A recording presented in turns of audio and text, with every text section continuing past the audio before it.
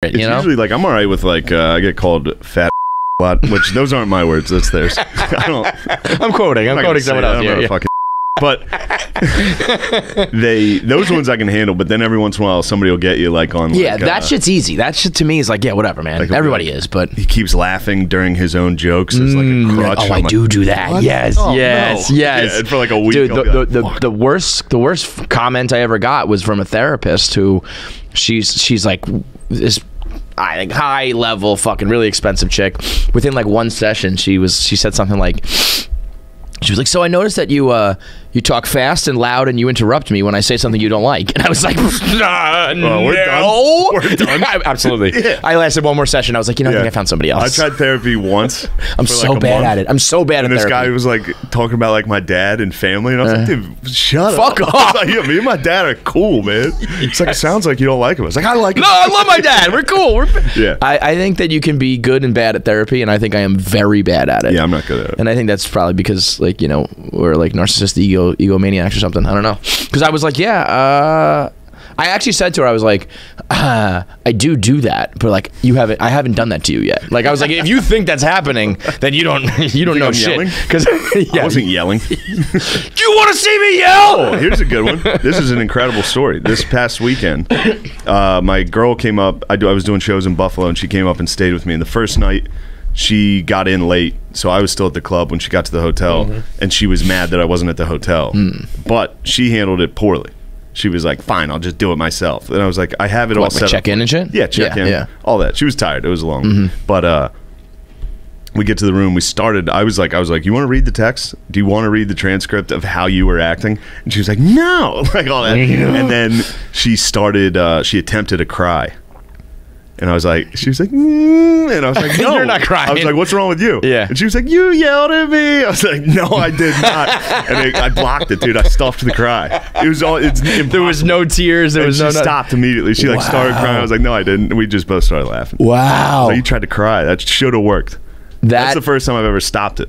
Do you think that she was just totally faking it, or you think she was on the verge of crying and you just like were able to preempt the cry? It was an emotional situation. Yeah. And she wanted to blame the cry on me. Right. Whereas she was just uncomfortable.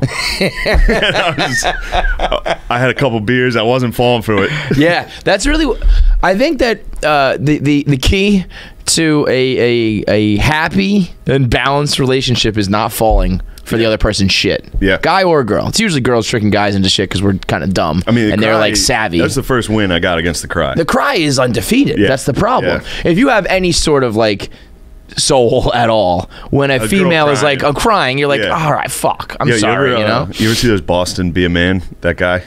You're going to like it. Boston Be a Man on Instagram. It's hilarious. But he has one, he's like, if your wife's crying, leave the room. Be a man. Yeah, if you can just remove yourself from it, and because in that moment you'll give up miles of hand of power, because from one cry session, and then you can't combat that. Although I guess if you could cry, if we could cry, work, dude. No, they don't. That's an instant, like I'm leaving you. Yeah. You're like, we're late. Like, for this pussy. Yeah. We're late for a party. The double standard is crazy. Yeah, the late for. I had a girl that if we were late at all, it was just silent treatment in the car, spaz. I'd be like, what the fuck's wrong? What is wrong? And the silent treatment is something, you know what, I always love the moment in a relationship. I know the relationship is over when I don't care about the silent treatment anymore. But I'm like, okay, good. Don't talk to me. Perfect. Because when I'm like in love with you, I'm like, babe, what is it? I'm sorry. I just want to fix this. So tell me what it is, and we can get over it. And then when I'm just like, okay, whatever, we're just gonna keep driving. Like I'm gonna turn up the radio and put on new podcasts. Like I don't give a fuck anymore. It's like, oh yeah, we're not gonna work. Put on a history. Something podcast. Terrible. Be like, I'm enjoying myself. What's wrong with you? Listen to revolutions, the Haitian Revolution. You want to do this? You want war? 4 hours. We're gonna talk about the Armenian genocide for a couple. Dan Carlin. Heavy dose of Dan Carlin. How long you been with your girl? This one's new. This is a couple months. I feel like you're kind of crazy to have a girl when you're in comedy. Thanks. Yeah. And I'm totally not at all coming from a bitter, jaded place of being a divorced guy.